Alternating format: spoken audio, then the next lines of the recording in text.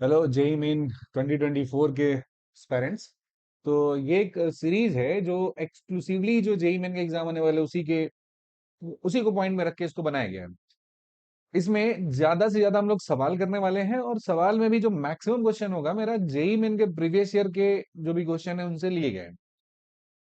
अभी क्या है कि जो मेरा एग्जाम है उसमें समय बहुत कम बचा हुआ है, सिर्फ 7 महीने के आसपास बचा है। ये महीना जो मई है मेरा खत्म होने वाला है। जून जुलाई अगस्त सितंबर अक्टूबर नवंबर दिसंबर 7 मंथ्स के अराउंड में टाइम बचा है बस। और इसमें हमें कंप्लीट सिलेबस करना है। तो ये जो सीरीज एक्सक्लूसिव जेई मेन को पॉइंट ऑफ व्यू में रखा गया है। इसमें बेसिक बातें होगी थ्योरी की और सीधा सीधा बात होगा सवाल पे आएंगे। और जितना वेराइटी ऑफ क्वेश्चन है जैसा जेई मेन में पूछा जाता है वो सारे सवाल हम लोग यहाँ पे सॉल्व करने वाले हैं। हर रोज लगभग 20 to 30 क्वेश्चन के अराउंड में हो जाएगा। तो अच्छा खासा एक रिवीजन आपका हो जाएगा। अगर आप कुछ नहीं करते हो आपका 11th, अगर आप 12th में हो तो 12th में हो तो आपका 11th अभी पीछे छूटा होगा, 12th में बिजी हो गए तो आप थोड़ा सा वक्त निकाल के डेली हर रोज ये देखोगे तो आपका ठीक से रिवीजन हो जाएगा। अगर आप ड्रॉपर हो, रिपीट करने जा रहे हो, तब भी आपके लिए बहुत जरूरी है, बिकॉज स्टार्ट होगा तो बहुत सारा चीज आपके साथ एक साथ चल रहा होगा, लेकिन वहां पे आप थोड़ा सा वक्त निकाल के इसमें देंगे तो आपका 11th का जो सिलेबस है वो बहुत अच्छे तरीके से रिवाइज हो जाएगा। चलिए इसी बात के साथ, इसी एनर्जी के साथ हम लोग शुरू करते हैं इस सीरीज को। और आज का जो चैप्टर हमारा शुरू होने वाला है motion in a straight line है। तो इसमें जो की कॉन्सेप्ट है, बेसिक बातें हैं, इन्हें हम बेसिक बातों को पहले जानेंगे और उसके बाद हम लोग बढ़ेंगे आगे की तरफ, जहां पे बहुत सारा सवाल होगा, बहुत सारी बातें होंगी। बेसिक कॉन्सेप्ट पढ़ना है। जब पढ़ते हैं motion in a straight line तो सबसे जो बेसिक कॉन्सेप्ट आता है वो होता है अबाउट डिस्टेंस एंड डिस्प्लेसमेंट। सबसे पहला टर्म ये आता है। देखो डिस्टेंस का मतलब क्या होता है कि कोई भी ऑब्जेक्ट जब चलना शुरू करता है तो पूरे मोशन में वो कितना एक्चुअल पाथ कवर करता है उसे डिस्टेंस कहते हैं। डिस्टेंस जो टर्म होता है ये एक स्केलर क्वांटिटी होता है और इसको मेजर हम किस में करते हैं, मीटर में करता है। और दो बातें इसके बारे में इंपॉर्टेंट है। पहला बात तो ये होता है कि ये क्या होता है, ऑलवेज पॉजिटिव होता है। और दूसरा होता है कि समय बीतने के साथ ये ऑलवेज इंक्रीजिंग होता है, कभी डिक्रीज नहीं करता है। तो डिस्टेंस क्या होगा, ऑलवेज इंक्रीजिंग होगा। और साथ ही साथ जो डिस्टेंस क्या होता है, ऑलवेज पॉजिटिव होता है। तो इतनी बातें डिस्टेंस के बारे में हमको अगर पता है तो डिस्टेंस के काम होंगे, इससे ज्यादा कहानी जानने की जरूरत नहीं है। डिस्टेंस होता है कोई भी ऑब्जेक्ट चला है तो उसके चलने का जो एक्चुअल पाथ होता है उसे डिस्टेंस कहते हैं। और डिस्टेंस को मेजर हम लोग मीटर में करते हैं और डिस्टेंस एक स्केलर क्वांटिटी होता है, हमेशा पॉजिटिव होता है और कभी ये डिक्रीज नहीं करता है, ऑलवेज इंक्रीजिंग होता है। वहीं पे डिस्प्लेसमेंट जो हम देखें तो डिस्प्लेसमेंट क्या होता है, शॉर्टेस्ट पाथ होता है। डिस्प्लेसमेंट का मतलब होता है shortest path initial and final position के बीच में होता है। डिस्प्लेसमेंट जो मेरा टर्म होता है वो कैसा होता है, तो ये एक वेक्टर होता है। इसका यूनिट क्या होता है, मीटर में इसको मेजर करते हैं। डिस्प्लेसमेंट को हम लोग चेंज इन पोजीशन भी बोलते हैं। यानी कि कोई ऑब्जेक्ट एक पोजीशन से दूसरे पोजीशन पे जाता है, दूसरे जगह पे जाता है, तो इसके पोजीशन में जो चेंज होता है इसे क्या कहते हैं हम लोग, डिस्प्लेसमेंट के नाम से जानते हैं। जैसे मान लेते हैं यहाँ पे एक्स और वाई है, कोई ऑब्जेक्ट स्टार्टिंग में कहाँ था, इस पॉइंट पे था, और किसी लेटर ऑन टाइम पे कहाँ चला गया, इस जगह पे चला गया। तो ये जो पॉइंट यहाँ से हो रहा है इसे क्या कहते हैं हम लोग, इसे डिस्प्लेसमेंट कहते हैं। इनिशियल हो गया और ये क्या हो गया, फाइनल हो गया। तो यहाँ से डिस्प्लेसमेंट डेल्टा आर जो आप देखोगे वो दरअसल में किसके बराबर हो जाएगा, फाइनल पोजीशन हो जाएगा, माइनस में इनिशियल पोजीशन होता है, इसे हम डिस्प्लेसमेंट के नाम से जानते हैं। और डिस्प्लेसमेंट जो होता है ये आपका पॉजिटिव भी हो सकता है, डिस्प्लेसमेंट आपका नेगेटिव भी हो सकता है, और डिस्प्लेसमेंट आपका जीरो भी हो सकता है। समझ में आ गई बात। जब कोई ऑब्जेक्ट कहीं से चला है और वहीं पे चलने के बाद वापस लौट जाता है, मतलब राउंड ट्रिप लगाता है, साइक्लिक पाथ कवर करता है, तो डिस्प्लेसमेंट कैसा होता है, जीरो हो जाता है। तो इन राउंड ट्रिप यानी कि जहां से चला है वहीं पे अगर लौट गया तो इस केस में जो मेरा डिस्प्लेसमेंट होगा इसका वैल्यू कितना हो जाएगा, तो value of displacement will be equals to zero. बस, तो this is the concept of distance and displacement. इससे ज्यादा इसमें कहानी कुछ करने की जरूरत नहीं है, उसका कोई स्कोप यहाँ पे बचा नहीं है। आगे बढ़ते हैं। जो अगला पॉइंट हमारा होता है वो होता है, अगला बेसिक कॉन्सेप्ट होता है जिसमें हम लोग पढ़ेंगे average speed and average velocity है, इसके बारे में हम लोग जानेंगे कि ये क्या होता है। जैसे देखो एवरेज स्पीड का मतलब क्या होता है, एवरेज स्पीड होता है, इसको एंगुलर ब्रैकेट में ऐसे लिखते हैं, इसका नाम होता है एवरेज स्पीड होता है। ये सिंपली होता है टोटल डिस्टेंस, पूरे जर्नी में जितना चला है आपका ऑब्जेक्ट, जितना डिस्टेंस कवर किया है वो पूरा डिस्टेंस लिख दो और इसे डिवाइड कर दो किससे, इससे डिवाइड कर दो टोटल टाइम टेकन से, जितना टाइम यहाँ पे लगता है उसे डिवाइड कर दो तो क्या मिल जाएगा, स्पीड बाई टाइम हो जाएगा, डिस्टेंस बाई टाइम स्पीड हो जाएगा। स्पीड को जब मेजर करने जाओगे तो क्या हो जाएगा, क्या क्या बात होगी, पहले इसका यूनिट हो जाएगा मीटर पर सेकेंड हो जाएगा। दूसरा स्पीड जो होता है वो कैसा होता है, ऑलवेज स्केलर क्वांटिटी होता है। स्पीड हमेशा स्केलर होता है, इसका कोई डायरेक्शन नाम का चीज नहीं होता है। वहीं पे अगर आप डिफाइन करते हो एवरेज वेलोसिटी डिफाइन करते हो, तो एवरेज वेलोसिटी है तो एवरेज लिखने के लिए क्या कर दो, एंगुलर ब्रैकेट के अंदर में लिख दो आप वेलोसिटी, और वेलोसिटी का वैल्यू किसके बराबर हो जाएगा, तो वेलोसिटी का वैल्यू होता है डिस्प्लेसमेंट डिवाइडेड बाई टाइम हो जाता है। Displacement by time will give you velocity. Unit इसका देखोगे तो यूनिट वही होगा जो आपका स्पीड का होता है, यानी कि मीटर पर सेकंड होता है, ऐसा यूनिट होता है। इंपॉर्टेंट बात ये होता है कि वेलोसिटी एक वेक्टर क्वांटिटी होता है। क्या होता है, वेलोसिटी एक वेक्टर क्वांटिटी होता है। वहीं पे जो वेलोसिटी मेरा टर्म दिया हुआ है, ये वेलोसिटी किसी भी मूविंग ऑब्जेक्ट के लिए वेलोसिटी जीरो भी हो सकता है, वेलोसिटी पॉजिटिव भी हो सकता है, और वेलोसिटी नेगेटिव भी हो सकता है। तो डिपेंड करता है कैसा ये मोशन कर रहा है, पॉजिटिव डायरेक्शन में चल रहा है तो पॉजिटिव वेलोसिटी बोलेंगे, नेगेटिव डायरेक्शन में चल रहा है तो नेगेटिव वेलोसिटी बोलेंगे। और ये अगर जहां से चला है वहीं पे लौट जाता है तो एवरेज वेलोसिटी का वैल्यू हम क्या कहेंगे, कि वो जीरो हो गया है। उम्मीद करते हैं यहां तक बातें आपको अच्छे से समझ में आ गई होगी, किसी तरह का कंफ्यूजन नहीं होगा। अगर आपको किसी पॉइंट पे कंफ्यूजन लगता है तो अपने कंफ्यूजन को नीचे दिए गए चैट में आप टाइप कर सकते हैं। Will try to answer your question. अब बढ़ते हैं आगे। अब ये जो 2 पॉइंट पढ़ा हमने, बहुत छोटी सी बात है, इस पर ढेर सारा सवाल बनता है। सवाल क्या है, सवाल कहता है कि particle starting from point A and reaches at point B along a semi circular path ACB, then find the distance and displacement। ये आपके सामने एक सेमी सर्कुलर पाथ दिया हुआ है, जहां पे ऑब्जेक्ट पॉइंट ए से चलना शुरू करता है एंड पॉइंट बी पे चलते हुए पहुंच जाता है भाया पॉइंट सी। तो अगर देखें हम तो ये इनिशियल पॉइंट हो गया और ये फाइनल पॉइंट हो गया। अगर हमसे कोई पूछा जाए, जैसे कि पूछा गया इस सवाल में कि बताओ आप डिस्टेंस कितना हो जाएगा, तो डिस्टेंस क्या होता है, डिस्टेंस होता है पूरे जर्नी में ये जो ऑब्जेक्ट है वो इस सेमी सर्कल के पेरीफेरी पे चलता हुआ ऐसा आया। तो अब बता, पेरीफेरी पे चलता हुआ ऐसा आया है, तो यहाँ पे जो डिस्प्लेसमेंट हो जाएगा वो दरअसल में क्या हो जाएगा, तो यहाँ पे जो डिस्प्लेसमेंट होगा वो इस पोर्शन का लेंथ हो जाएगा, पूरे सेमी सर्कल का ऐसा लेंथ हो जाएगा। और ये सेमी सर्कल का लेंथ कितना हो जाता है, पाई आर हो जाता है। This is the distance. वहीं पे डिस्प्लेसमेंट देखेंगे तो इनिशियल एंड फाइनल पोजीशन के बीच का जो डिस्टेंस होता है इसे हम लोग डिस्प्लेसमेंट कहते हैं। सो displacement is the distance between initial and final position. तो लिखेंगे यहाँ पे डिस्प्लेसमेंट का वैल्यू हो जाएगा इनिशियल फाइनल के बीच का शॉर्टेस्ट डिस्टेंस, और डिस्टेंस हो जाएगा जो एक्चुअल पाथ हो जाएगा। So displacement is equals to, अगर मुझे यहाँ लिखना हो डिस्प्लेसमेंट, तो ये कितना हो जाएगा, 2r के बराबर हो जाएगा। Value of displacement is equal to how much, 2r हो जाएगा। वहीं पे डिस्टेंस कितना हो जाएगा, तो ये पाई आर के बराबर होगा। बहुत सिंपल सा क्वेश्चन था, आसानी से समझ में आ गया होगा। एक एग्जांपल और देखते हैं जहां पे डिस्टेंस और डिस्प्लेसमेंट का लॉजिक मेरा थोड़ा अच्छे से क्लियर हो जाए।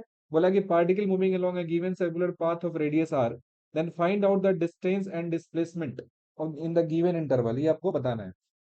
एक ऐसा पाथ है जिसपे पार्टिकल यहाँ से चलना शुरू करता है, ए से चलता है बी पे जाता है, फिर बी से चलता है सी पे, सी से चलता है कहाँ पे, डी पे जाता है। तो ए से बी तक जाएंगे तो डिस्टेंस की वैल्यू क्या हो जाएगा, ये आर का लेंथ हो जाएगा इतना। और इतना लेंथ कैसे होगा, पूरा सर्कल का जो पेरीमीटर होता है वो कितना होता है, 2 पाई आर होता है ना। तो ये वाला जो लेंथ हो जाएगा क्या हो जाएगा, 2 पाई आर का 1/4 हो जाएगा ना। पूरे सर्कल का लेंथ का कितना है, 1/4 है। तो 2 पाई आर हो गया आपका टोटल डिस्टेंस। इसे डिवाइड कर देंगे कितना से, 4 से, तो वैल्यू कितना आ जाएगा, वैल्यू आ जाएगा पाई r/2 हो जाएगा। यहीं पे डिस्प्लेसमेंट अगर मुझे निकालना पड़े तो यहां से लाइन ऐसे ज्वाइन करेंगे। अगर ये डिस्टेंस r है, ये डिस्टेंस r है, तो डिस्प्लेसमेंट कितना हो जाएगा, ये वैल्यू हो जाएगा √√r² प्लस r², यानी कि √2r आ जाएगा वैल्यू किसका, डिस्प्लेसमेंट का वैल्यू यहाँ पे देखने को मिल जाएगा। तो इस पहले वाले केस में जो डिस्प्लेसमेंट हो जाएगा ये कितना हो जाएगा, √2r आ जाएगा। अब चलते हैं, बात ए से सी पे आना है। ए से सी पे आना है तो बताइए, पूरा का पूरा जो सेमी सर्कल है कवर कर लिए, तो ए से सी वाले में डिस्टेंस कितना होगा, सर्कल का जो पूरा लेंथ होगा उसका आधा हो जाएगा। 2 पाई आर पूरा लेंथ होता है तो आधा कितना हो जाएगा, पाई आर होगा क्या। 2 पाई आर पूरा लेंथ है तो आधा लेंथ कितना हो जाएगा, पाई आर हो जाएगा। और वहीं पे डिस्प्लेसमेंट कितना हो जाएगा, तो डिस्प्लेसमेंट यहां से यहां तक की दूरी हो जाएगी, और ये वैल्यू कितना हो जाएगा, 2r हो जाएगा। ये वैल्यू कितना हो जाएगा, 2r हो जाएगा। अब चल रहा ए से डी तक पहुंच जाओ जरा। ए से डी तक अगर पहुंचते हो तो ए से डी तक पहुंच गए तो सर्कल का 3/4 कवर कर लिए ना। सर्कल का जो टोटल लेंथ है 2 पाई आर है, इसका 3/4 कवर कर लिए, यानी कि 2 पाई आर का 3/4 कवर कर लिए, पहला चौथाई, दूसरा चौथाई, तीसरा चौथाई। वहीं पे डिस्प्लेसमेंट अगर इसमें देखा जाए तो डिस्प्लेसमेंट कौन सा हो जाएगा, तो डिस्प्लेसमेंट ये लाइन हो जाएगा। अगर ये आर दिया है और ये आर दिया है तो यानी कि राइट एंगल ट्रायंगल दिख रहा है ना आपको, अगर ये आर दिया है और ये भी आर दिया तो ये वैल्यू कितना हो जाएगा, ये वैल्यू √2r हो जाएगा। So this is equals to 2r। अब ए से चल के लास्ट ऑप्शन दिया है कि ए पे ही पहुंच गया, ए से चला और ए पे पहुंच गया तो साइकिल कंप्लीट हो गया ना, साइकिल कंप्लीट हो गया तो डिस्टेंस कितना हो जाएगा, 2 पाई आर हो जाएगा। लेकिन वहीं पे मेरा डिस्प्लेसमेंट हो जाएगा, ये कितना हो जाएगा, 0 हो जाएगा, क्योंकि जिस जगह से चले थे हम उसी जगह पे चल के वापस लौट गए, तो डिस्प्लेसमेंट का वैल्यू कितना हो जाएगा, 0 हो जाएगा। तो आप देख सकते हो कि बहुत ही आसानी से हमने डिस्टेंस और डिस्प्लेसमेंट है इसका वैल्यू यहाँ पे कैलकुलेट कर लिया। बढ़ते हैं, कुछ और सवाल देखते हैं ताकि और अंडरस्टैंडिंग मेरा क्लियर हो। ये सवाल है मेरे डायरेक्शनल प्रॉपर्टीज पे बेस्ड, ये क्वेश्चन दिया हुआ है। बोला person move 50 metre due north south east दिया है। पहले डायरेक्शन को समझते हैं। देखो पेपर पे जो डायरेक्शन बनाने जाते हो आप, तो डायरेक्शन कैसा होता है, यहाँ पे ऊपर में नॉर्थ होता है, नीचे में साउथ होता है, इधर में वेस्ट होता है और यहाँ पे ईस्ट होता है। अब इस सवाल में बोला है से कि एक आदमी है जो मूव करता है 50 मीटर ड्यू नॉर्थ, मतलब नॉर्थ की तरफ कितनी दूरी चला है, 50 मीटर चला है। देन 40 मीटर ड्यू ईस्ट, यहाँ के बाद यहाँ साइड मुड़ गया और इधर में कितना चला है, 40 मीटर ड्यू ईस्ट चला है। देन 20 मीटर ड्यू साउथ, फिर साउथ की तरफ कितना चला, ये 20 मीटर यहाँ से ऐसा चलता हुआ चला गया। Find out the net displacement, ये बच्चे पूछा गया आपसे कि नेट डिस्प्लेसमेंट बताइए। तो नेट डिस्प्लेसमेंट का मतलब होता है इनिशियल से फाइनल के बीच की दूरी। कैसे निकालेंगे इनिशियल से फाइनल के बीच की दूरी, बताइए। इधर साइड में इतना डिस्टेंस कितना है, 50 दिया हुआ है, और जो ऊपर का दूरी दिया है कितना दिया है, 20 दिया है। तो नीचे कितना बचेगा, ये वाला जो डिस्टेंस बचेगा, 50 में से 20 को घटा देंगे तो कितना बचेगा, 30। और ये वाला डिस्टेंस कितना है, 40। तो ये जो निकालेंगे हम डिस्प्लेसमेंट, ये कुछ ऐसा आ रहा है क्या, डिस्प्लेसमेंट जो निकालने जा रहे हैं हम इनिशियल से फाइनल के बीच की दूरी, इसमें ये वाला डिस्टेंस कितना आ जा रहा है, ये मेरा 40 मीटर आ जा रहा है, और ये डिस्टेंस कितना आ जा रहा है, 30 मीटर हो जा रहा है। इसको राइट एंगल ट्रायंगल एज्यूम करते हुए आप कर दोगे तो 30 का स्क्वायर हो जाएगा प्लस 40 का स्क्वायर हो जाएगा, जिसे सॉल्व करने पे लिखेंगे तो कितना हो जाएगा, √50 का स्क्वायर, मतलब ये वैल्यू कितना आ जाएगा, दिस बिकम्स 50 मीटर पर सेकेंड। कितना आ जाएगा, 50 मीटर पर सेकेंड इसका वैल्यू आ जाएगा। क्लियर है, बढ़िया से समझ गए, आसान है, डायरेक्शन समझ में आ गई तो निकालने में कोई दिक्कत नहीं है। अगला जो सवाल दिया है इस क्वेश्चन में क्या कह रहा है कि monkey running in a garden, एक बंदर है जो गार्डन में दौड़ रहा है। Monkey running in a garden moves 30 metre due north. Again देखो डायरेक्शन का जो रिप्रेजेंटेशन है इसके बारे में थोड़ा सा पॉइंट और समझ लेना है, बिकॉज ऐसा ही सवाल हमारे लिए जो एग्जाम है बहुत इंपॉर्टेंट है। नॉर्थ हो गया, साउथ हो गया, वेस्ट हो गया, और ये कैसा हो गया, ईस्ट हो गया। नॉर्थ साउथ वेस्ट ईस्ट ऐसा आ गया। तो बोला गया कि monkey running in a garden moves 30 metre due north, मतलब नॉर्थ की तरफ कितना जाना है, इसको 30 मीटर जाना है। इसके बाद बोला कि due north then it takes 90 degree right turns. अब इधर की तरफ जो कोई जा रहा है तो इसका राइट किधर होगा, राइट में, लेफ्ट किधर होगा, इधर साइड होगा। तो बोला राइट में टर्न लिया 90 डिग्री, ठीक है, टर्न करा दिए। अब बोला मूव कितना कर रहा है, 40 मीटर यहाँ पे मूव कर जा रहा है, ठीक है। अब बोला फाइनली क्लाइम्स अ ट्री, एक ट्री है जो ऐसा ऊपर में ऊंचा हो जाएगा, बाहर हो जाएगा। ध्यान से देखना जरा, हम लोग जब मैथ पढ़ते हैं ना, एक्स एक्सिस इधर हो गया, वाई एक्सिस इधर हुआ, जेड एक्सिस होता है ना इस पेज के बाहर होता है, ऊपर की तरफ आता है। जेड एक्सिस कैसा होता है, इस पेज के बाहर होता है, यहाँ पे बाहर निकल रहा होता है, उसे हम जेड एक्सिस कहते हैं। एक्स एक्सिस और वाई एक्सिस तो मेरा सामने में दिख रहा है वहां पे। जेड एक्सिस जो बोला है कि ट्री के ऊपर में क्लाइम कर रहा है, उस डायरेक्शन को हम लोग क्या कंसीडर करेंगे, उस डायरेक्शन को जेड एक्सिस कंसीडर करेंगे। तो क्या हम कह सकते हैं कि इसका डिस्प्लेसमेंट 30 मीटर वाई एक्सिस की तरफ, 40 मीटर डिस्प्लेसमेंट किधर हो जाता है, तो ये होता है एक्स एक्सिस की तरफ। और आखिरी में बोला है कि 50 मीटर जाता है ऊपर की तरफ, तो इस 50 मीटर को किधर बोल सकते हैं हम, अलोंग जेड एक्सिस बोल सकते हैं। समझ में आई बात, किधर बोल सकते हैं, अलोंग जेड एक्सिस बोल सकते हैं। एक तो यूनिट वेक्टर का हम लोग कहानी पता है, यूनिट वेक्टर पता है कि एक्स एक्सिस की तरफ देखते हैं तो यूनिट वेक्टर आई कैप होता है, वाई एक्सिस की तरफ देखते हैं तो जे कैप होता है, एंड जेड एक्सिस की तरफ देखते हैं तो के कैप होता है। तो इसका जो डिस्प्लेसमेंट दिया होता है ना, डिस्प्लेसमेंट जो दिया होता है, जिस तरीके से ऑब्जेक्ट चल के गया है ना, हर एक पाथ का वर्टिकल आपका वेक्टोरियल सम कर देंगे तो आ जाएगा। जैसे देखेंगे यहाँ पे 30 जा रहा है किधर की तरफ, वाई एक्सिस तो जे कैप कर देंगे। एक्स एक्सिस की तरफ कितना जा रहा है, 40 हो जा रहा है, तो 40 आई कैप कर देंगे। और जो जेड एक्सिस दिया है परपेंडिकुलर है और बाहर आ रहा है वो कितना है, ये दिया है 50 दिया है, और बाहर की तरफ आ रहा है प्लेन है परपेंडिकुलर डायरेक्शन में, तो क्या कर देंगे 50 के कैप कह देंगे। यानी कि 30 मीटर है वाई की तरफ, 40 मीटर है एक्स की तरफ, और 50 है के की तरफ। अगर मुझसे पूछा जाए, जो कि पूछा जाएगा कि जो डिस्प्लेसमेंट है आपका, जो डिस्प्लेसमेंट है आपका, इसका मैग्नीट्यूड बताओ कितना हो जाएगा, तो मैग्नीट्यूड का वैल्यू कितना हो जाएगा, 30 का स्क्वायर हो जाएगा, प्लस 40 का स्क्वायर हो जाएगा, प्लस में 50 का स्क्वायर हो जाएगा। सॉल्व कर दोगे तो कितना हो जाएगा, 30 का स्क्वायर हो जाता है 900, 40 का स्क्वायर हो जाता है 1600, और 50 का स्क्वायर हो जाता है 2500। पूरा को जोड़ दोगे तो कितना हो जाएगा, 5000 आएगा क्या। 5000 को क्या लिख सकते हैं, 2 × 2500 बोल सकते हैं क्या। 2 × 25, 25 को क्या बोलते हैं, 50 का स्क्वायर बोलते हैं। यानी कि इस वैल्यू को लिखेंगे तो कितना आ जाएगा, 50√2 मीटर आएगा। सो the value of displacement of monkey, ये जो मंकी है कितना डिस्प्लेसमेंट करता है, तो डिस्प्लेसमेंट का वैल्यू मेरा आता है 50√2 मीटर। कितना आ जाता है, 50√2 मीटर। और एक बहुत ही आसानी से कैलकुलेट कर लिए, एक सिंपल प्रोसेस को फॉलो करते हुए ये वैल्यू मेरा यहाँ पे आ गया। अगले सवाल की तरफ बढ़ते हैं और नेक्स्ट क्वेश्चन को देखें तो इसमें क्या कहता है कि बोला body is moving with a constant speed in a circle of radius 10 metre. एक बॉडी है जो मूव कर रहा है एक सर्कल में, जिसका रेडियस कितना दिया हुआ, 10 मीटर दिया हुआ है, ठीक है। रफली पहले यहाँ पे एक सर्कल प्लॉट कर लेते हैं। कोई भी सवाल जब दिया रहे ना तो उसका एक रफ डायग्राम हम प्लॉट कर लेते हैं, तो सवाल के सही बनने की जो परसेंटेज है वो बढ़ जाती है। समझे बात को। तो बोला body is moving with a constant speed in the circle of radius कितना दिया, 10 metre. The body completes 1 revolution in 4 second, मतलब एक चक्कर चलने में, ये पूरा का पूरा सर्कल कंप्लीट करने में इसको समय लगता है कितना, 4 सेकेंड लगता है। तो at the end of third second displacement of body starting from the ground, starting point कितना हो जाएगा डिस्प्लेसमेंट का वैल्यू, देखो ध्यान से। ये सर्कल जो दिया है ना, 4 सेकेंड में पूरा का पूरा ये दूरी तय करता है, मतलब जहां से चलता है वहां पहुंच जाता है। सपोज कर लो स्टार्टिंग पॉइंट हो गया ये, एक पॉइंट ए ले लो, एक पॉइंट ए ले लो, एक पॉइंट ए ले लो। तो पहला पार्ट में भी 1 सेकेंड लगेगा, दूसरे में भी 1 सेकेंड, तीसरे में भी 1 सेकेंड, चौथे में भी 1 सेकेंड होगा। ये हुआ ना। बोला है कि 4 सेकेंड में पूरा करता है, तो हर एक पार्ट को चलने में एक एक सेकंड लगेगा, 4 इक्वल पार्ट में डिवाइड करेंगे तो बोला है कि थर्ड सेकेंड में कितना होगा, तो थर्ड सेकेंड में पहला 1 सेकेंड में इतना चल चुका होगा, अगले 1 सेकेंड में इतना चल चुका होगा, और अगले 1 सेकेंड में इतना चल चुका होगा। मतलब 3 सेकेंड पुड़ते पुड़ते ये इतना चल के पूरा आ गया होगा ऐसा। अब यहाँ पे देखोगे तो ये जो डिस्टेंस है, यही मेरा क्या हो जाता है, डिस्प्लेसमेंट हो जाता है। और ये दूरी दिया 10, ये दूरी दिया 10, लेट से ओ हो गया, ए हो गया, और ये क्या कर देंगे, बी हो जाएगा।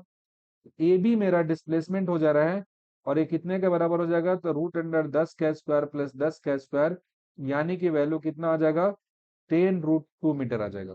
सो the value of displacement in this case is how much, the displacement का वैल्यू मेरा आएगा 10√2 मीटर।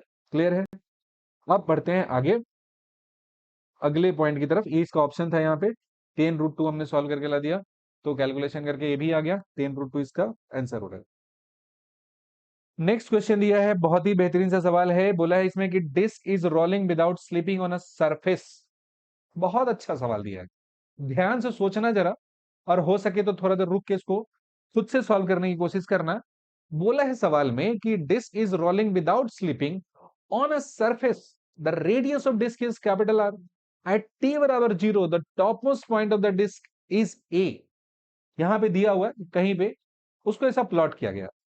बोला when the disc complete half rotation the displacement of point A is. मान लो कि पॉइंट ए यहां पे दिया हुआ, this is the point A दिया है। बोला कि आधा रोटेशन चलेगा तो कितना हो जाएगा, आधा रोटेशन का मतलब होता है इतना लेंथ को हम लोग आधा रोटेशन कहते हैं। अगर रेडियस आर है तो आधा रोटेशन का मतलब लेंथ कितना हो जाता है, लेंथ हो जाता है अपना पाई आर हो जाता है। आधा रोटेशन कंप्लीट होते होते, ध्यान से देखना जरा, आधा रोटेशन कंप्लीट होते होते ये जो पॉइंट दिया है, ये पॉइंट नीचे पहुंच चुका होगा। ये पॉइंट कहां पहुंच चुका होगा, नीचे पहुंच चुका होगा। और इस केस में जब डिस्प्लेसमेंट आप निकालने जाओगे, इस केस में आप डिस्प्लेसमेंट निकालने जाओगे तो क्या हो जाएगा, ये हो जाएगा डिस्प्लेसमेंट का value. This is the value of displacement. ऐसा आ गया ना। अब बताइए पाई आर हो गया तो ये हाइट कितना हो जाएगा, ये हाइट 2r के बराबर होगा क्या, this height is equal to 2r, और ये कितना हो गया, पाई आर हो गया। तो ये जो पोर्शन हो जाएगा मेरा डिस्प्लेसमेंट हो गया, ये कितने के बराबर हो जाएगा, तो पाइथागोरस थ्योरम लगा दो ना, पाइथागोरस थ्योरम लगा दो, कितना हो जाएगा, रूट अंडर हो जाएगा यहाँ पे 2r दिया है, इसका स्क्वायर हो जाएगा, प्लस पाई आर जो दिया है इसका स्क्वायर हो जाएगा।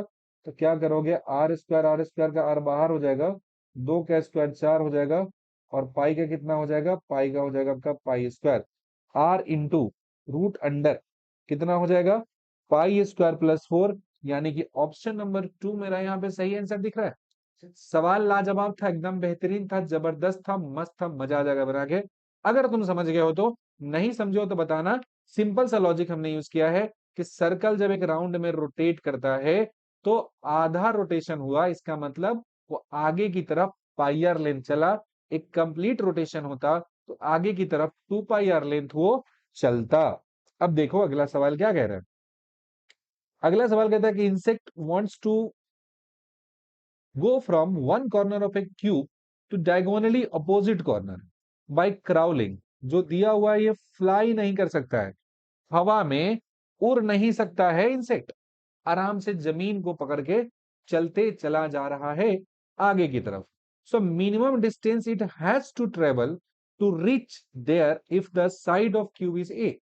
क्यूब का साइड अगर ए दिया है तो कितना समय, कितना दूरी चलेगा ये बताना है। आपके पास 4 ऑप्शन दिया है, √3a, ए प्लस √2a, 3a और प्लस, और साथ में दिया √5a। सवाल क्या है जरा समझेंगे ध्यान से। सवाल में है कि एक इंसेक्ट है जो हवा में नहीं उड़ सकता है, सिर्फ और सिर्फ चल के जाता है, और जब चल के जाता है उस केस में इसको एक डायगोनल वाला पोजीशन से दूसरे पोजीशन पे जाना है, और जाने में कितना दूरी तय करेगा, ये पोजीशन यहाँ है, यहां से चल के इसको ऐसे जाना है, और साथ में जो दिया है क्यूब, इसका डिस्टेंस कितना दिया हुआ, ए दिया हुआ है।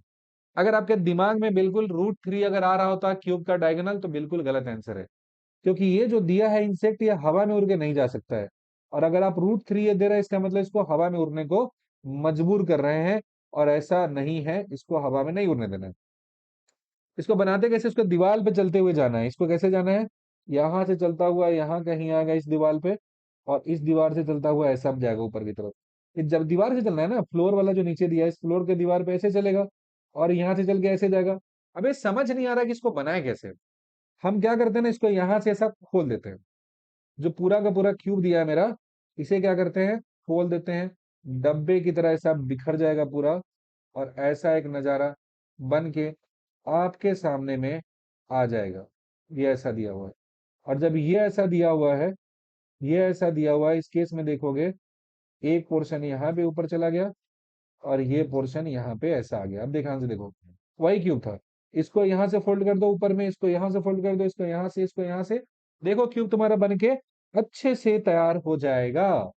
अब पहले जो इंसेक्ट था वो इस पॉइंट पे बैठा था, और इसको जाना था यहाँ अपोजिट कॉर्नर, इसको अगर फोल्ड करोगे तो ये ना अपोजिट कॉर्नर हुआ, सबसे ऊपर जाने का पॉइंट हुआ।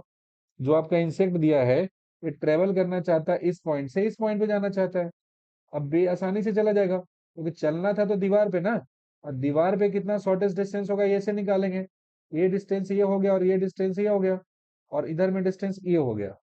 यहां से इसे जब आप मिलाओगे तो ये डिस्टेंस कितना होगा, 2a हो गया, और ये हो जाएगा, मतलब ये हो जाएगा रूट अंडर 2a का स्क्वायर हो जाएगा, प्लस में a स्क्वायर हो जाएगा। 2 2 जा 4, और 1 कितना हो जाएगा, 5a स्क्वायर होगा क्या। सो द वैल्यू इज √5a। कितना हो जाएगा वैल्यू, इसका जो वैल्यू हो जाएगा डिस्टेंस का, वो √5a हो जाएगा।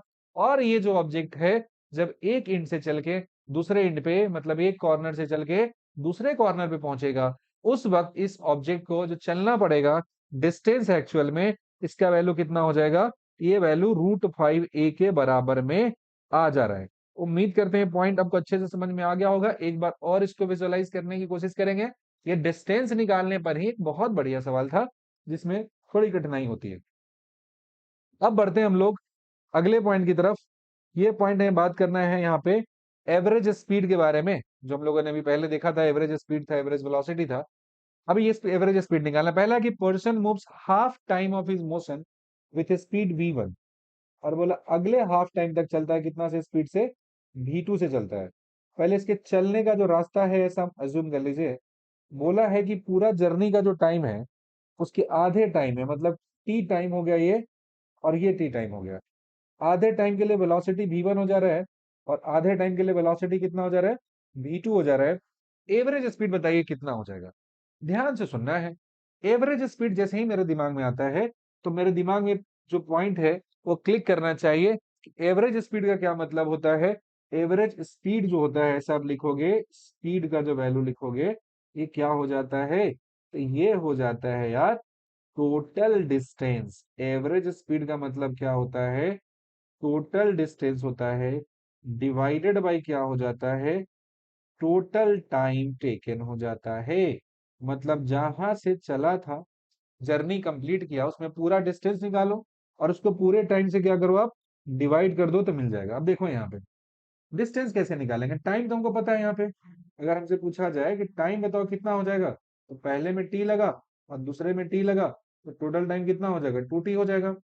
वहीं पे जब डिस्टेंस आप कैलकुलेट करने जाओगे, तो डिस्टेंस कितना होता है, स्पीड इंटू टाइम होता है। तो पहला स्पीड v1 है, टाइम t है। दूसरा स्पीड v2 है, टाइम कितना हो जाएगा, t हो जाएगा। तो टोटल डिस्टेंस का जब बात हो जाएगा, तो v1 प्लस v2 इंटू कितना हो जाएगा, t हो जाएगा। तो अब देखोगे टोटल डिस्टेंस यहाँ पे कितना हो रहा है मेरे पास, तो टोटल डिस्टेंस हो जा रहा है v1 प्लस v2 इंटू कितना हो जा रहा है, टाइम t हो जा रहा है।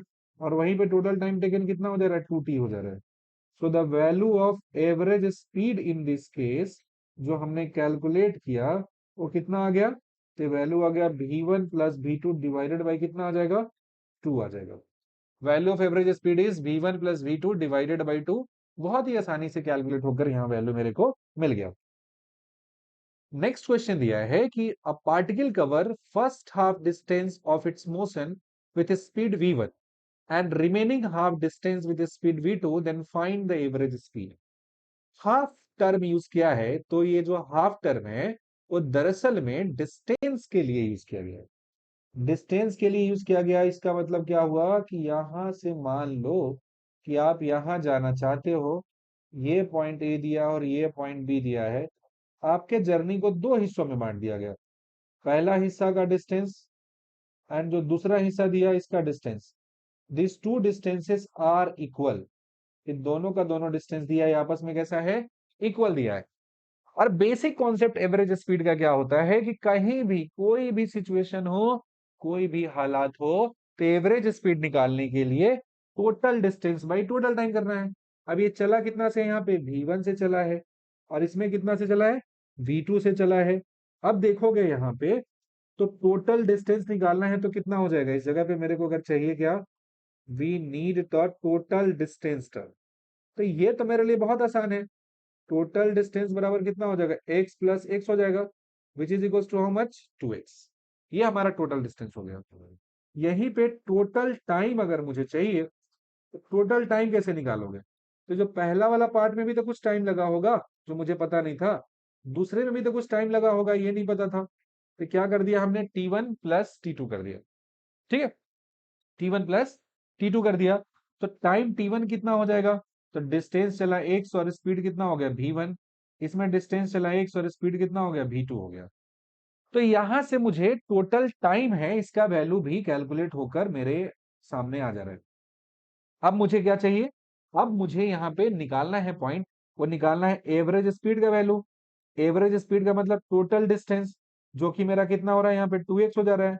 और टोटल टाइम टेकन कितना होता है, x बाई v1 प्लस में x बाई v2। x और x को खत्म कर देंगे, तो वैल्यू आ जाएगा 2 डिवाइडेड बाई कितना हो जाएगा, नीचे में एलसीएम v1 v2 करेंगे, और ये कितना हो जाएगा, v1 प्लस v2 हो जाएगा। तो सॉल्व करने के बाद टोटल टाइम जो आता है, twice of v1 v2 by कितना हो जाता है, v1 प्लस v2 हो जाता है। So this is from where you will get the value of average speed. कहीं भी किसी भी कंडीशन में एवरेज स्पीड अगर निकालना है, तो आपको बस ये बात याद रखना है कि उस सिचुएशन में, उस पर्टिकुलर केस में टोटल डिस्टेंस ट्रेवल कितना हो रहा है। एक बार टोटल डिस्टेंस निकाल लो आप, एक बार टोटल टाइम निकाल लो। टोटल डिस्टेंस को टोटल टाइम से डिवाइड कर दो, और तब जाके जो मिलेगा उसे बोलेंगे हम कि ये मुझे एवरेज स्पीड का वैल्यू है वो यहाँ पे मिल जा रहा है।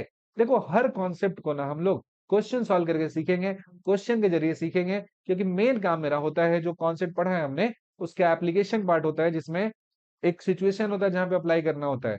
अगर हम सिर्फ फॉर्मूला पढ़ते हैं, जो एप्लीकेशन पार्ट होता है उस पर काम नहीं करते हैं, उससे क्या होता है कि जब हमारा यूज करने का बारी आता है फॉर्मूले को, तो हम सही तरीके से सही ढंग से उसका यूज नहीं कर पाते। समझ में आई बात?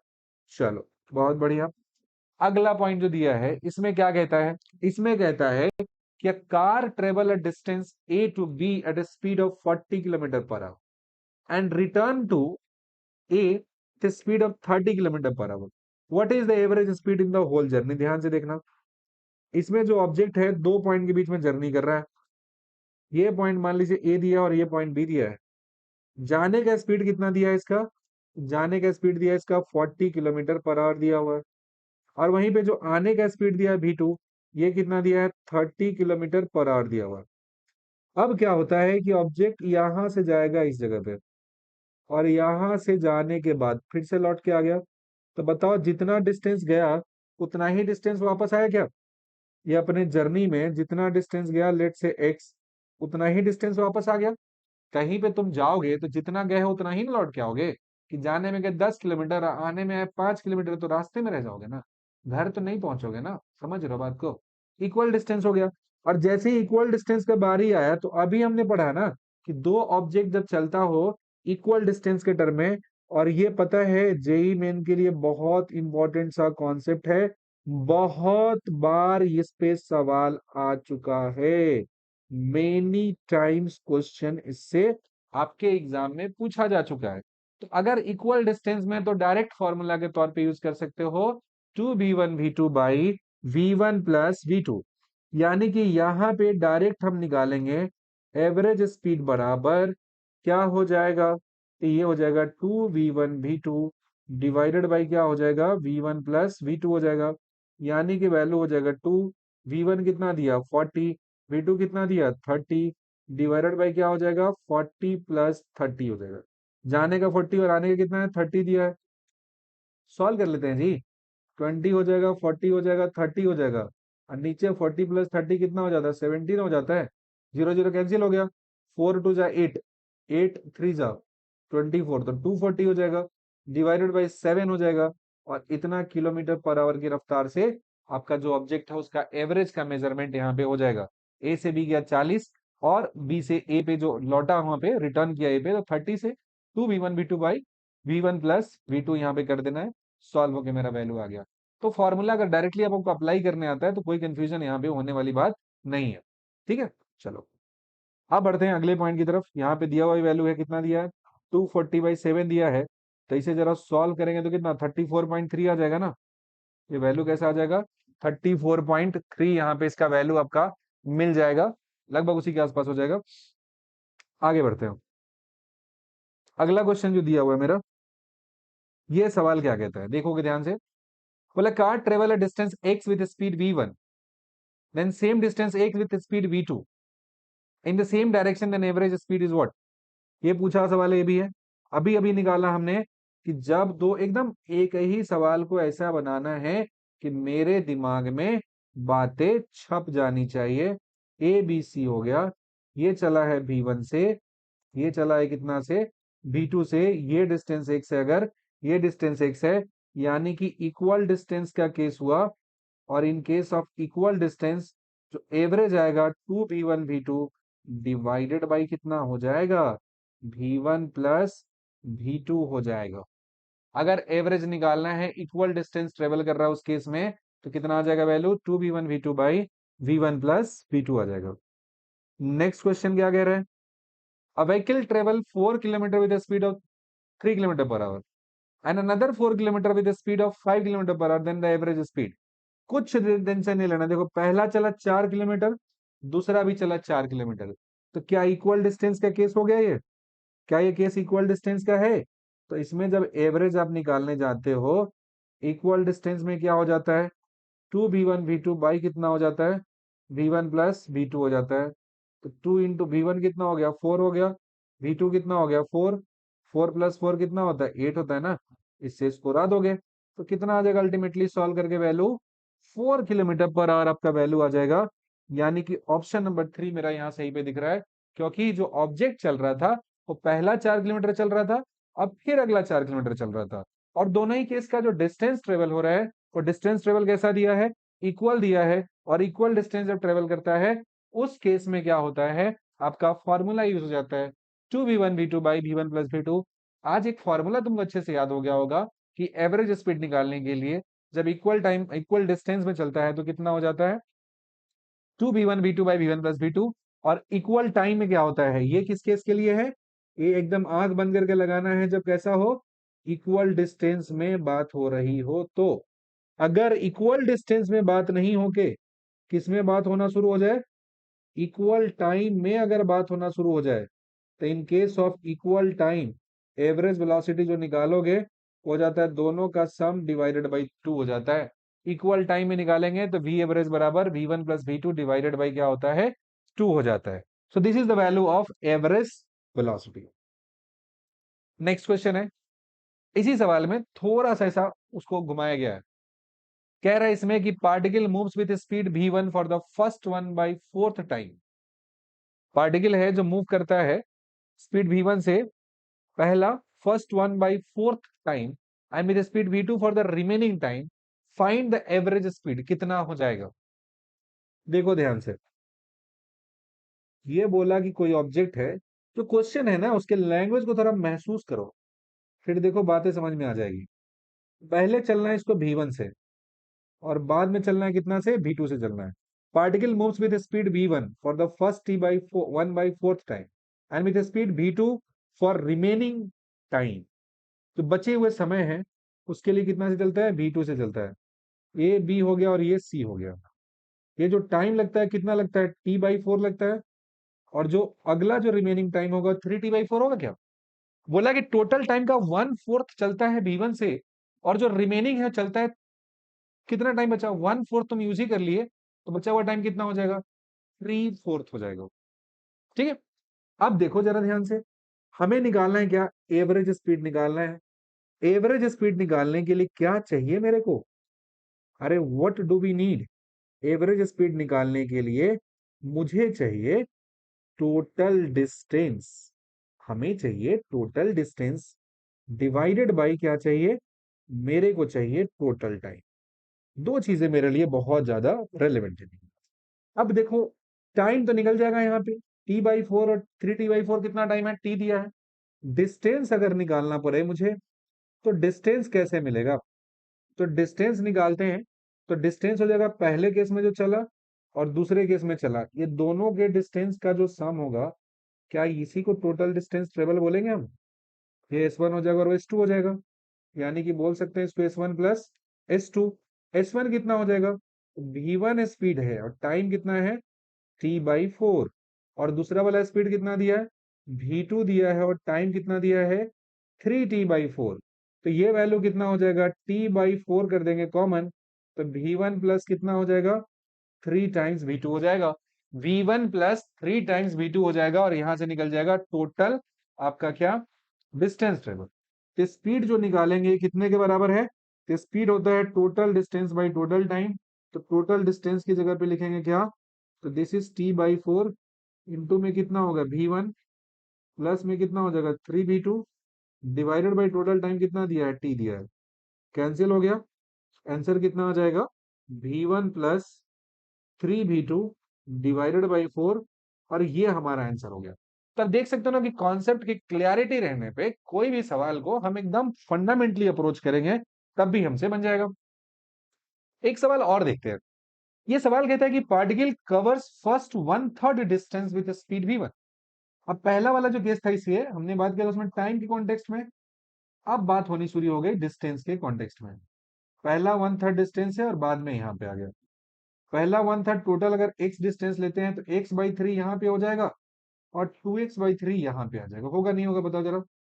पहला जो x/3 डिस्टेंस होगा यहाँ हो जाएगा और दूसरा जो 2x/3 डिस्टेंस है वो इधर हो जाएगा।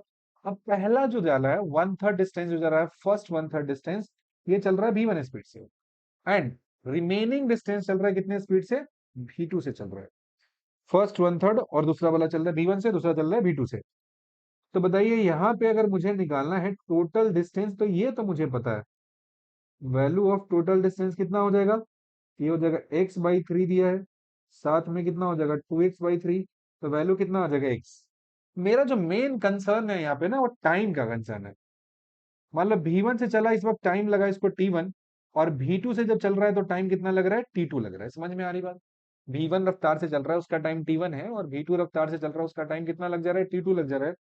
तो टाइम t1 अगर मुझे निकालना पड़े तो डिस्टेंस का वैल्यू हो जाएगा, कितना हो जाएगा, x/3 डिवाइडेड बाय स्पीड कितना हो जाएगा v1, यानी कि टाइम कितना हो जाएगा x/3 v1। वहीं पे टाइम t2 मुझे निकालना होगा, तो डिस्टेंस कितना लग जा रहा है मेरा, तो डिस्टेंस हो जा रहा है 2x/3 डिवाइडेड बाय स्पीड क्या हो रहा है, v2 हो जा रहा है। तो वैल्यू कितना हो जाएगा, 2x डिवाइडेड बाई 3v2 हो जा रहा है। ठीक है, बहुत अच्छी बात है। तो हमें पूछा गया है कि एवरेज स्पीड बताओ कितना हो जाएगा। एवरेज स्पीड का मतलब total distance by total time. So the value of average speed is equal to how much, तो ये वैल्यू हो जाएगा मेरा total distance, this is equals to total distance divided by क्या होगा, टोटल टाइम हो जाएगा। और टोटल डिस्टेंस तो मेरे को पता है x, total time t1 plus t2, तो t1 का वैल्यू कितना है, x डिवाइडेड बाई कितना होगा 3v1, और प्लस t2 कितना है, 2x divided by 3 times v2 हो जाएगा। ये हमारा हो गया यहाँ पे टाइम का वैल्यू सम करके लिखा। तो क्या बताओ, x और x कैंसिल कर सकते हैं ना, 1 डिवाइडेड बाई नीचे में कितना हो जाएगा, एलसीएम हो जाएगा 3v1 हो जाएगा, और ये v2 हो जाएगा, और यहाँ पे वैल्यू v2 हो जाएगा, और ये वैल्यू कितना हो जाएगा 2v1 होगा ना। तो सॉल्व करके इसको लिखा हमने, तो वैल्यू आ गया 3v1 v2 डिवाइडेड बाई कितना हो जाएगा v2 हो जाएगा, प्लस में क्या आ जाएगा 2v1 हो जाएगा। और हमने यहाँ पे एवरेज वेलोसिटी है, एवरेज स्पीड का वैल्यू है, वो बहुत ही आसानी से कैलकुलेट करके यहाँ पे निकाल लिया। तो आप देख सकते हो ना कि जो स्पीड निकालना is not a big deal, काफी आसानी से आप कैलकुलेट कर सकते हो एवरेज जब भी पूछा जाए। और एवरेज से सवाल आता ही आता है, मोरलेस हर सेशन में सवाल देखा गया इसमें। इस वाले पोर्शन काइनेमेटिक्स तो फेवरेट पार्ट है आपका जेई मेन का, तो हर बार सवाल उससे बनता ही है, हर बार सवाल आता ही है। तो पॉइंट ये है कि आप उसको समझ पाते हो कि नहीं समझ पाते हो। सिचुएशन को अगर आप अच्छे से समझ जाओगे तो आसानी से इसको डील कर लोगे, सिचुएशन को नहीं समझोगे तो इसको आंसर करने में आपको काफी डिफिकल्टी का सामना करना पड़ेगा। उम्मीद करते हैं यहां तक बातें आपको अच्छे से समझ में आई होगी।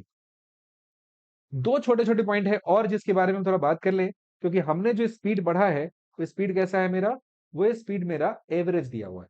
एवरेज का मतलब होता है पूरे टाइम इंटरवल पे बात कर लेते हैं। और अब हमारा बात करना है क्या, इंस्टेंटेनियस बात करना है, मतलब at a given instant, at a given instant पे बात करना है। मतलब किसी भी पर्टिकुलर इंस्टेंट पे जब बात करेंगे, उस वक्त इंस्टेंटेनियस की क्या वैल्यू होती है, ये बात करना है। तो इंस्टेंटेनियस स्पीड है और इंस्टेंटेनियस वेलोसिटी कितना करना है, ये देखना है हमें। हम लोग क्या पढ़ाई कर रहे हैं अभी, हम लोग पढ़ाई कर रहे हैं 1D मोशन कर रहे हैं, हम लोग कर रहे हैं 1D मोशन की बात कर रहे हैं, वन डायमेंशनल मोशन दिया हुआ है। तो इंस्टेंटेनियस स्पीड होता है ना, ये dx/dt होता है। ये होता है क्या, rate of change of distance होता है। This is called rate of change of distance. इसे क्या बोलते हैं हम लोग, इसे हम लोग स्पीड बोला करते हैं। और वहीं पे जो वेलोसिटी हो जाता है, वेलोसिटी क्या हो जाता है, rate of change of displacement हो जाता है। वेलोसिटी को बोलते हैं हम लोग, इंस्टेंटेनियस को, rate of change of, rate of change of क्या हो जाता है, तो ये वेलोसिटी हो जाता है। तो rate of change of velocity उसको किससे डिनोट करते हैं, वी से करते हैं किसी गिवन मोमेंट पे। और जो डिस्टेंस का रेट ऑफ चेंज होता है उसे क्या कहते हैं हम लोग, स्पीड बोला करते हैं। Rate of change of distance को क्या कहते हैं, स्पीड कहते हैं। और रेट ऑफ चेंज ऑफ जो पोजीशन होता है उसे क्या कहते हैं हम लोग, उसे हम लोग वेलोसिटी के नाम से जानते हैं। अब ध्यान से सुनना बात, कुछ कुछ बात है कि जो इंस्टेंटेनियस वेलोसिटी होता है ना, इसका मैग्नीट्यूड और इंस्टेंटेनियस जो स्पीड होता है, ये दोनों आपस में क्या होता है, बराबर होता है। पहला चीज तो ये हो गया। दूसरा बात क्या होता है कि जो एवरेज वेलोसिटी होता है, एवरेज वेलोसिटी का जो मैग्नीट्यूड होता है ना, ये कभी भी स्पीड से ग्रेटर नहीं हो सकता है। मतलब स्पीड से लेस होगा, या स्पीड के एट मैक्स क्या हो सकता है, बराबर हो सकता है। कभी भी जो एवरेज वेलोसिटी का वैल्यू है वो आपका स्पीड है उससे ग्रेटर नहीं हो सकता है। समझ में आई बात? कभी भी एवरेज वेलोसिटी का वैल्यू है उसका मैग्नीट्यूड स्पीड से ग्रेटर नहीं हो सकता है। एकदम दिमाग में छाप लेना इस बात को। इसके बाद अगला पॉइंट जो होता है, इंस्टेंटेनियस जब कैलकुलेट करने जाते हो तो सिंपल सा बात याद रखना है, कहीं पर भी कोई जो एक्सप्रेशन होता है ना, कोई भी चीज का निकालते हो, पोजीशन दिया रहेगा, तो सिंपल सा उसको डिफरेंशिएट कर देना है, बस और कुछ नहीं करना है।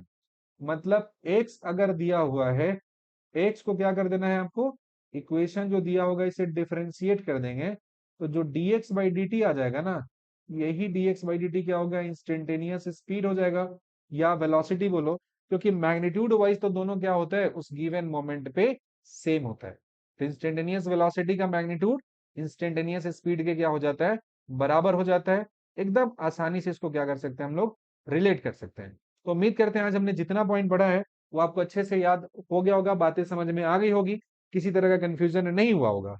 अगला जो क्लास होगा मेरा उसमें इंस्टेंटेनियस वेलोसिटी एंड इंस्टेंटेनियस जो स्पीड होता है इस पे बेस हम बहुत सारे क्वेश्चन को एक्सप्लोर करेंगे, फिर एक्सेलरेशन के बारे में जानेंगे और उसके इक्वेशन के बारे में। और हमारा प्राइम मोटो होगा कि जितना वैरायटी ऑफ क्वेश्चन जिसमें आपको डिफिकल्टी होता है उसको मैक्सिमम टू मैक्सिमम कवर करना विथ कंसिस्टेंट थ्योरी। जो बीच में जितने थ्योरेटिकल पॉइंट आते हैं वो एक्सप्लेन करते हुए सारी चीजों को आपको अच्छे से समझाएं ताकि आपसे सवाल बन जाए। उम्मीद करते हैं आपको ये चीजें पसंद आई होगी, ठीक लगा होगा। देन फॉलो करेंगे इसको अगले 6 to 7 मंथ्स, तो डेफिनेटली आपका एक बेहतरीन रैंक के साथ जेई मेन का जो एग्जाम है वो क्वालिफाई हो जाएगा बिना किसी परेशानी का। सो इसी के साथ आज की क्लास को कंक्लूड करते हैं, फिर कल मिलते हैं, तब तक के लिए अपना ख्याल रखिए। Bye bye and wish you all the very best. Good night.